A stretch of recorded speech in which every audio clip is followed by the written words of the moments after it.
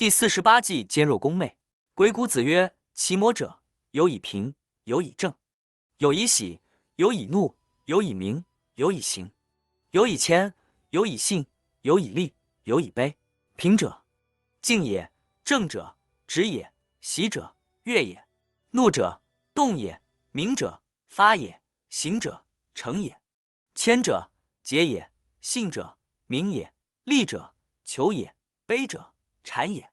找出对方弱点，然后以象动之，以报其心，见其情，随而目之。用他要的东西进行诱惑，设计陷阱，进行攻击夺取。奸弱宫妹是指兼并弱小、攻击愚昧的国家，背叛国君夺取天下。先用揣摩之术探求对方虚实，然后找出对方弱点，利用对方的弱点去攻击他。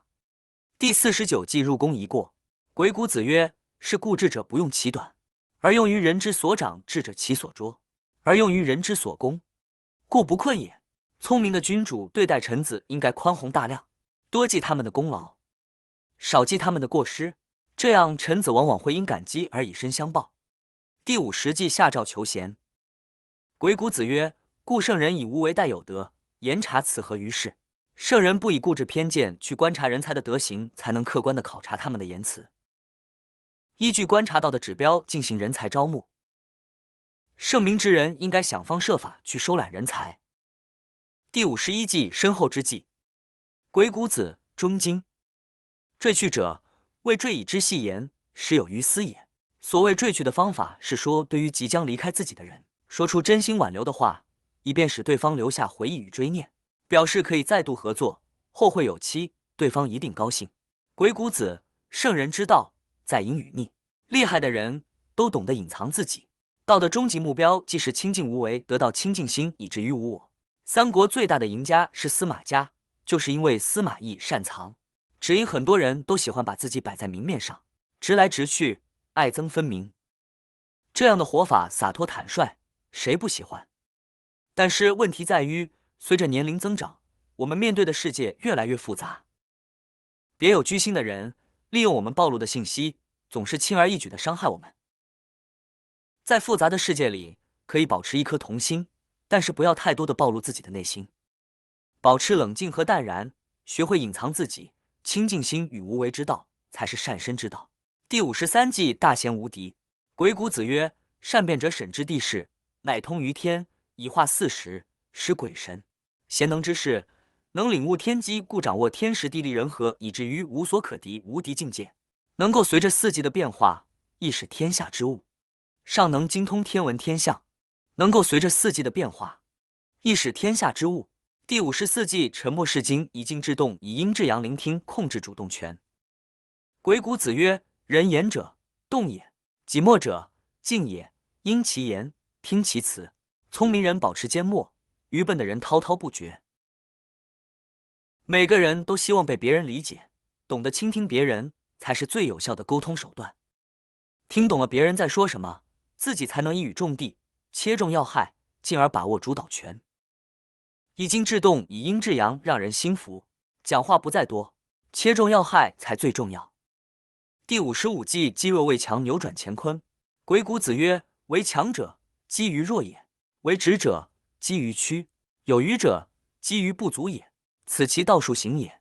强者是由弱小的力量慢慢积累而成，强直由许多微小曲线编织而成，不足的也可以积成有余，就看运用是否合理。人生想要掌握主动权，需要不断的积累，也需要思考，遵循天地之道，知道世上万物对立统一强弱转换的关系，转弱为强的道理。第56计以隐为险。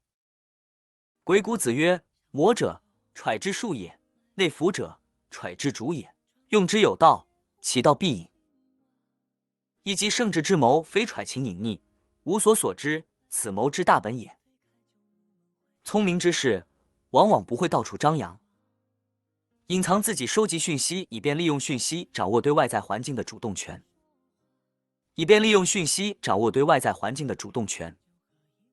隐藏到让人无法看穿，是计谋成功的根本。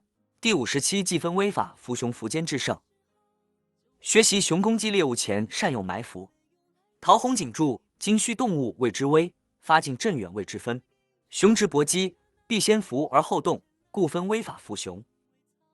将欲动变，必先养志，伏役以时间。聪明人不仅善于在战场上用兵，而且善于用埋伏下的人员去争取胜利。